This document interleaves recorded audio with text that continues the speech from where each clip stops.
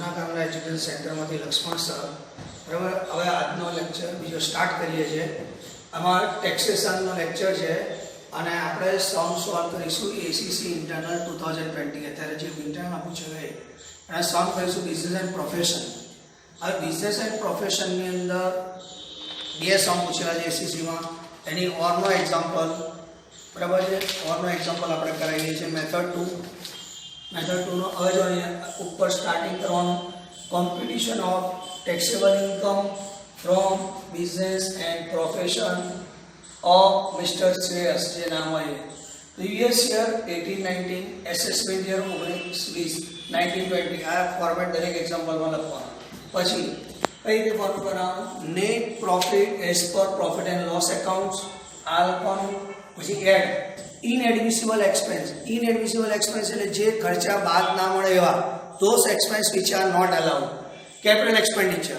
Capital expenditure કોને જાય? Machinery purchase કરી હોય, પ્લાન્ટ પરચેસ કરી હોય એવા ખર્ચા પણ અલાઉડ ના થાય. અનરેકોર્ડેડ ઇન્કમ એટલે જે પ્રોફિટ એન્ડ લોસમાં ના લખ્યું હોય એ અનરેકોર્ડેડ ઇન્કમ. આવું ફોર્મેટ બનાવીને અહીં તમારે 8-10 લાઈન છોડી દેવાની અને ફરી લેસનું ફોર્મેટ બનાવવાનું. ફરી એકવાર લેસ. તો લેસનું ફોર્મેટ લેસમાં આવશે ઇન્કમ ટેક્સેબલ અંડર અધર હેડ. ઇન્કમ ટેક્સેબલ અંડર અધર હેડ, એક્ઝેમ્પ્ટેડ ઇન્કમ, નોન રેકોર્ડ એક્સપેન્સીસ અને નીચે જગ્યા બોલ્ડર. એટલે આ જે બધા એડમાં આવી જગ્યા છોડી દેવાની, લેસમાં જગ્યા છોડી દેવાની, પછી એક્ઝામ્પલ સોલ્વ કરવાનું. બરાબર છે. એટલે હવે આપણે એક્ઝામ્પલ સોલ્વ કરીએ તો પ્રોફિટ એન્ડ લોસ જુઓ તો એમાં પહેલું આપણે ડેબિટ સાઇડથી શરૂઆત કરીશું. બરાબર છે. અને બીજી વસ્તુ યાદ રાખો કે અહીં કયા ખર્ચા લખવાના? જે ખર્ચા બાદ ના મળે એવા those expense which are not allowed. અહીં કઈ ઇન્કમ લખવાની? બિઝનેસ સિવાયની ઇન્કમ. અહીં બિઝનેસ સિવાયના ખર્ચા પ્લસ થાય, બિઝનેસ સિવાયના ખર્ચા પ્લસ થાય અને બિઝનેસ સિવાયની આવકો માઇનસ થાય.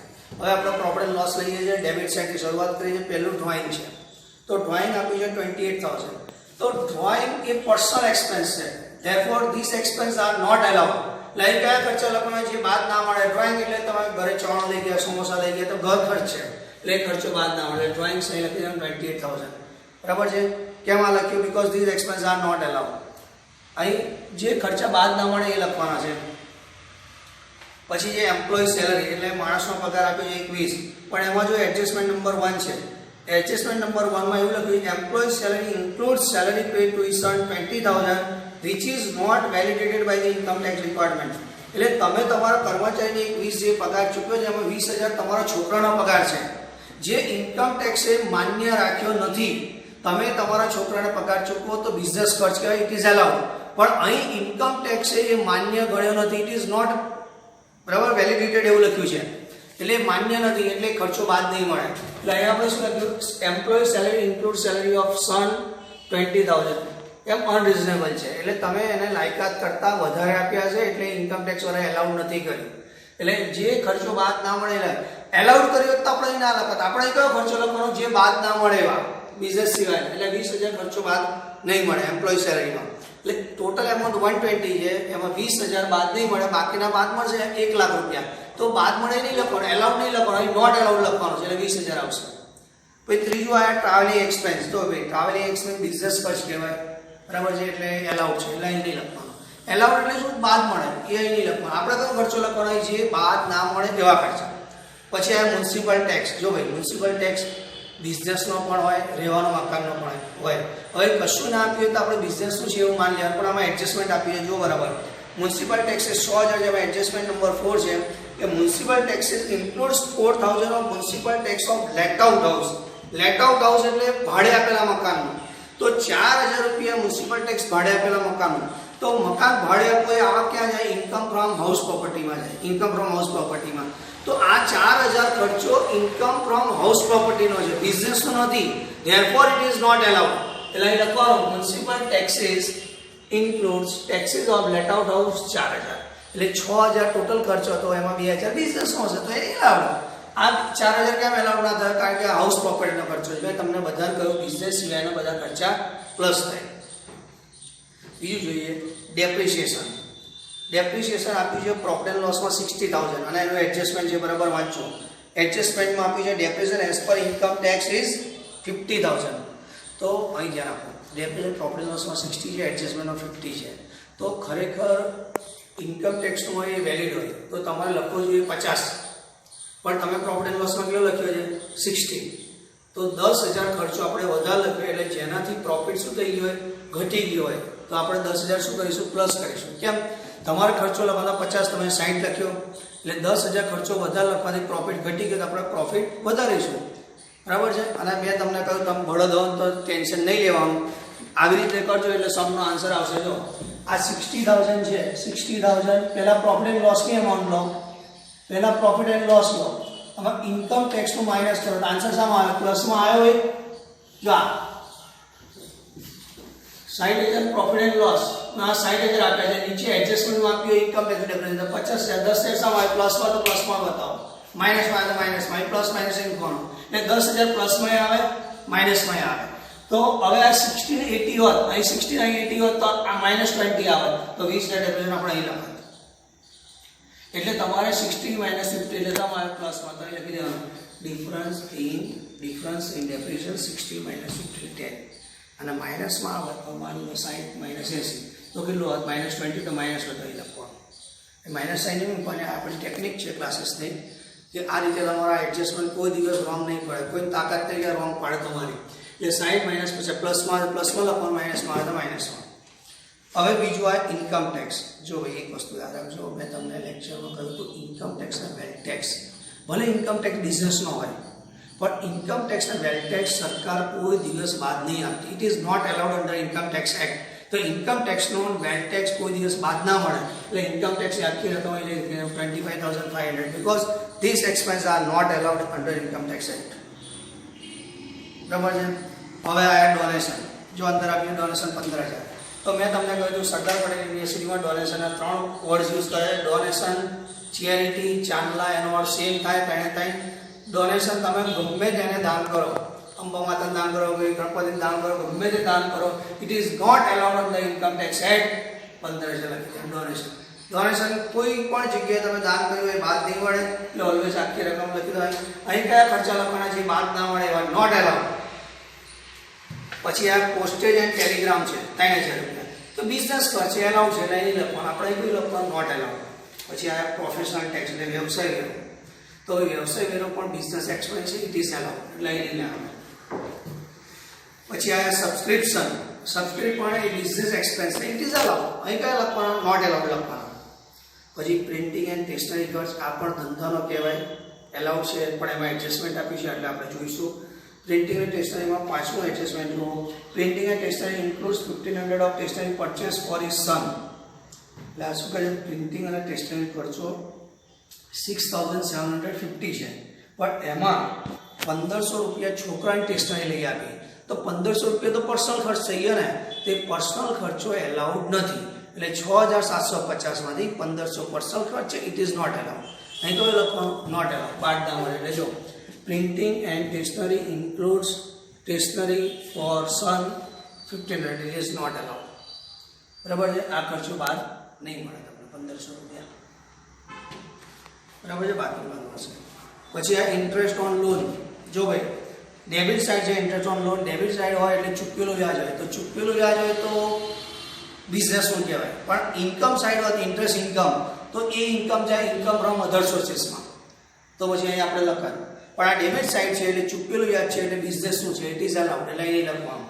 પછી આ ઇન્ટરેસ્ટ ઓન કેપિટલ. ભાઈ ઇન્ટરેસ્ટ ઓન કેપિટલ એટલે પોતાની મૂડી પર વ્યાજ, પોતે પોતાની ચૂકવે એટલે personal expense, it is not allowed. Interest on capital 8,500.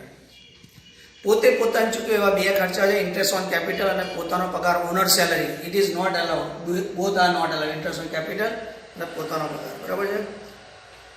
પછી હવે આયા બેડ ડેટ રિઝર્વ. આ તો બધા ક્લાસીસમાં યાદ હશે, પણ બેડ ડેટ રિઝર્વ એટલે 3,500 રૂપિયા છે. એ ખર્ચો ધરેલો ખર્ચો છે 3,500 રૂપિયા, એટલે કોઈ દિવસ બાદ ના મળે, કોઈ દિવસ બાદ ના મળે. જો તમારે બેડ ડેટ રિઝર્વ એટલે કયું? કાલ ઉઠીને 2020માં 2022માં ભૂકંપ આવશે અને આપણું 25 લાખનું નુકસાન થશે એમ કે તમે અહીં ખર્ચો લખો તો એ કોઈ દિવસ બાદ નહીં મળવાનો. કેમ? એ તો ભાઈ નુકસાન થાય પછી બાદ મળે, તમે અત્યારથી એસ્ટિમેટ કરો તે બાદ ના મળે. રિઝર્વ એટલે ધરેલા ખર્ચા છે, એ કોઈ દિવસ બાદ ના મળે. તમારો જે એકચ્યુઅલ હોય રિયલ ખર્ચો એ બાદ મળે. એટલે અહીં બેડ ડેટ રિઝર્વ એ ધારેલો ખર્ચો છે એટલે કોઈ દિવસ બાદ નહીં મળે. એટલે કોઈ પણ રિઝર્વ દેખાય એટલે તમારે અહીં એડ કરી જ દેવાનો. કેમ? રિઝર્વ એ ધારેલો ખર્ચો છે, એસ્ટિમેટ એક્સપેન્સ છે, એકચ્યુઅલ નથી એટલે બાદ ના મળે. એટલે બાદ ના મળે એવા ખર્ચા લખવાના 3500 બેડ ડેટ રિઝર્વ. હવે આ ઇન્સ્યોરન્સ પ્રીમિયમ આવ્યા 12500. એમાં એડજસ્ટમેન્ટ નંબર 7 આપ્યું છે. Insurance premium includes fire insurance 7500 અને લાઈફ ઇન્સ્યોરન્સ 5000. જો ભાઈ આમાં યાદ રાખજો 12500 છે, એમાં આગનો વીમો 7500 છે અને લાઈફ ઇન્સ્યોરન્સ પર્સનલ થઈ ગયો 5000. તો 7500 તો બિઝનેસનો ખર્ચ છે, તો ઇટ ઇઝ અલાઉડ. તો એ એલાઉડ નહીં લખવાનું, અહીં નોટ એલાઉડ લખવાનું. તો 12500 માંથી 5000 લાઈફ ઇન્સ્યોરન્સ પોતાનો છે 5000 રૂપિયા, તો એ પર્સનલ એક્સપેન્સ છે, તો ઇટ ઇઝ નોટ એલાઉડ. તો આપણે શું કર્યું? Insurance premium includes life insurance premium 5000 રૂપિયા, એટલે 12500 માંથી 7000 ધંધાના હતા, તો એ એલાઉડ છે. આપણે અહીં કયું લખવાનું? Not allowed. એટલે 5000 આ નોટ એલાઉડ. બરાબર છે? એટલે તમને બધાને ખ્યાલ આવી ગયો. આપણે ડેબિટ સાઈડ ઇઝ ઓવર. એટલે ખર્ચા બધા પ્લસ થાય, પણ કયા ખર્ચા પ્લસ થાય? બિઝનેસ સિવાયના, જે ખર્ચા બાદ ના મળે એવા. હવે આપણે ઇન્કમ સાઈડ આવ્યા. ઇન્કમ સાઈડ તો બિઝનેસ સિવાયની જે પણ ઇન્કમ હોય એ માઇનસ કરવાની. કેમ? ટોટલ ઇન્કમ ટેક્સમાં કેટલા હેડ આવે? 5 હેડ. તો બીજા હેડની આવક હોય તો અહીંથી માઇનસ થશે. હવે હું સ્ટાર્ટ કરું છું બોલવાનું. પહેલું ગ્રોસ પ્રોફિટ છે. Gross profit that is business income. એટલે આપણે એ લખવાનું. અહીં કયું લખવાનું?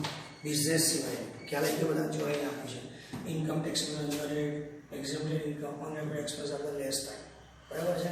એટલે ગ્રોસ પ્રોફિટ બિઝનેસનું છે. પછી આ ડિસ્કાઉન્ટ રેશિયો એ પણ બિઝનેસનું કહેવાય. આપણે કઈ આ લખવાની? બિઝનેસ સિવાયની આવકો લખવાની. એટલા માટે આ ડિરેક્ટર ફી. જો ભાઈ ડિરેક્ટર ફી ધંધાની આવક નથી, એ ઇન્કમ જાય ઇન્કમ ફ્રોમ અધર સોર્સિસ. ક્યાં જાય? Income from other sources. એટલે અહીં લખવાનું ડિરેક્ટર ફી. એટલે બિઝનેસ સિવાયની કોઈ પણ હેડની આવક અહીં આવશે. ડિરેક્ટર ફી ક્યાં જાય? Income from other sources. Business નથી એટલે અહીં લખવાનું. પછી આવ્યા તમે ઇન્ટરેસ્ટ એન્ડ ડિવિડન્ડ. જો ભાઈ ઇન્ટરેસ્ટ એન્ડ ડિવિડન્ડ આવ્યા 13000. તો મેં તમને પહેલાં જ કહ્યું, મળેલું વ્યાજ અને dividend always income from other સોર્સિસમાં જાય. એટલે આ મળેલું વ્યાજ છે એટલે ઇન્કમ ફ્રોમ અધર સોર્સિસમાં જાય. It is not a business income, એટલે લેસ થાય. પછી આવ્યા હાઉસ રેન્ટ. એટલે મકાનનું ભાડું. તો મકાનનું ભાડું ક્યાં જાય? હાઉસ પ્રોપર્ટીમાં. It is not a business income, એટલે અહીં લખી દેવાનું કે બિઝનેસ ઇન્કમ નથી. House rent 29000. પછી કમિશન એ બિઝનેસનું કહેવાય. પછી બેડ ડેટ રિકવરી. જો મેં બધા આપણા ટ્યુશનવાળાને કહ્યું હતું બેડ ડેટ રિકવરી અહીં નોટ એલાઉડ પોર્શન લખવાનું. કયો પોર્શન લેવાનો? Not allowed. એટલે નોટ એલાઉડ પોર્શન લેવાનો અને નોટ એલાઉડ પોર્શન એડજસ્ટમેન્ટમાં ના આપ્યું તો એ લખવાનું નહીં. બરાબર? કારણ કે આ આવક પર ટેક્સ નથી ભરવાનો. ઓલરેડી ઇન્કમમાં કર્યું તો ઇન્કમમાંથી બાદ કરીશું, એ ઇન્કમ પર ટેક્સ નથી ભરવાનો. એટલે તમને એડજસ્ટમેન્ટમાં આપે કે આટલું નોટ એલાઉડ પોર્શન છે તો આપણે એટલું અહીંથી માઇનસ કરવાનું. તો જો it is adjustment is given in adjustment number 3rd 2000 of bad debt recovery is not admissible as per income tax act. એટલે 12000 માંથી 2000 નોટ એલાઉડ એવું એડજસ્ટમેન્ટમાં આપ્યું છે. એટલે નોટ એલાઉડ કેટલું થયું? 2000 રૂપિયા. ક્લિયર? હવે આખું આપણે એક્ઝામ્પલ જોઈએ. એમાં તમે શું જોયું? બિઝનેસ સિવાયના ખર્ચા પ્લસ થાય, બિઝનેસ સિવાયના ખર્ચા પ્લસ થાય, બિઝનેસ સિવાયની આવકો માઇનસ થાય. પણ એક વસ્તુ યાદ રાખજો કે અનરેકોર્ડેડ કોને કહેવાય? જે વસ્તુ પ્રોફિટ એન્ડ લોસમાં ના આપે એને અનરેકોર્ડેડ કહેવાય. તો અનરેકોર્ડેડ ઇન્કમ હોય એટલે જે પ્રોફિટ એન્ડ લોસમાં નહીં આપ્યું હોય, અનરેકોર્ડેડ ઇન્કમ હોય તો પ્લસ થાય. એનું કારણ શું? તો તમે આવક ના લખી હોય તો પ્રોફિટ ઘટી ગયો હોય તો પ્રોફિટ સુધારો વધારીશું. પણ અનરેકોર્ડેડ એક્સપેન્સીસ હવે તમે પ્રોફિટ એન્ડ લોસમાં ખર્ચો ના લખ્યો તો પ્રોફિટ વધી ગયો તો એને ઘટાડવો પડશે. તો આ બધી વસ્તુ અંદર રેકોર્ડ હતી. અનરેકોર્ડ કોને કહેવાય? જે પ્રોફિટ એન્ડ લોસમાં ના આપ્યું હોય એને કહેવાય. તો હવે જો એક એડજસ્ટમેન્ટ છે, એમાં એડજસ્ટમેન્ટ નંબર 2 એડજસ્ટમેન્ટ નંબર 2માં આપ્યું છે. Advertisement expense for the business of 5000 is not record in profit and loss account. Not record મંડાલાઈન કરજો. 5000 રૂપિયા જાહેરાત ખર્ચ અંદર લખેલો નથી. તો આ શું થઈ ગયું? અનરેકોર્ડેડ એક્સપેન્સ. એટલે ના લખ્યું હોય તો એક્સપેન્સ હોય કે ઇન્કમ હોય. તો મેં બધાને કહ્યું હતું ક્લાસમાં કે બિઝનેસ સિવાયના ખર્ચા પ્લસ થાય, બિઝનેસ સિવાયની આવકો માઇનસ થાય. પણ જ્યારે અનરેકોર્ડ ઇન્કમ કે એક્સપેન્સ લખતા હોય તો માત્ર ને માત્ર બિઝનેસ હેડના જ લખવાનું. ઓનલી બિઝનેસનું ના આવે તો નહીં લખવાનું. તો અનરેકોર્ડ ઇન્કમ તમારે અહીં લખવાની, પણ ક્યારે? બિઝનેસનું હોય તો. અનરેકોર્ડ એક્સપેન્સ લખવાનું ક્યારે? બિઝનેસનું હોય તો. અત્યાર સુધી શું કરતા હતા? બિઝનેસ સિવાયના ખર્ચા પ્લસ કરતા, બિઝનેસ સિવાયની આવકો માઇનસ કરતા હતા. અનરેકોર્ડ ઇન્કમ અને અનરેકોર્ડ એક્સપેન્સ ક્યારે લખાય? બિઝનેસનું હોય તો. તો આ જાહેરાત ખર્ચ છે 5000 રૂપિયા જે અંદર લખ્યું નથી અનરેકોર્ડ એક્સપેન્સ છે, પણ મારે ક્યારે લખવાના? બિઝનેસના હોય તો હું લખીશ એડવર્ટાઇઝમેન્ટ એક્સપેન્સ કોનું છે? બિઝનેસનો ખર્ચ છે. તો એડવર્ટાઇઝમેન્ટ એક્સપેન્સ બિઝનેસનો ખર્ચ છે એટલે અનરેકોર્ડેડ એક્સપેન્સીસ છે. એટલે આ રીઝન આપ્યું ભાઈ આ ખર્ચ કેમ લેસ કર્યો, why the advertisement expenses unrecorded expense 5000 less કર્યું. બરાબર છે. Our example is over.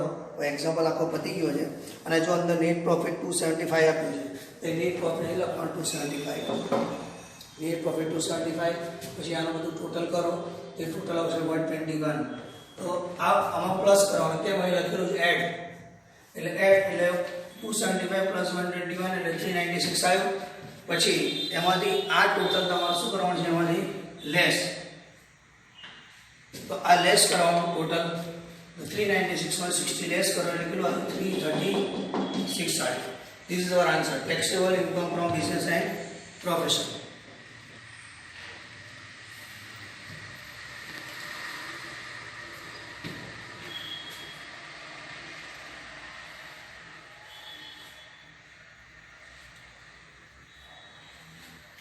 Clear થઈ ગયું બધાને?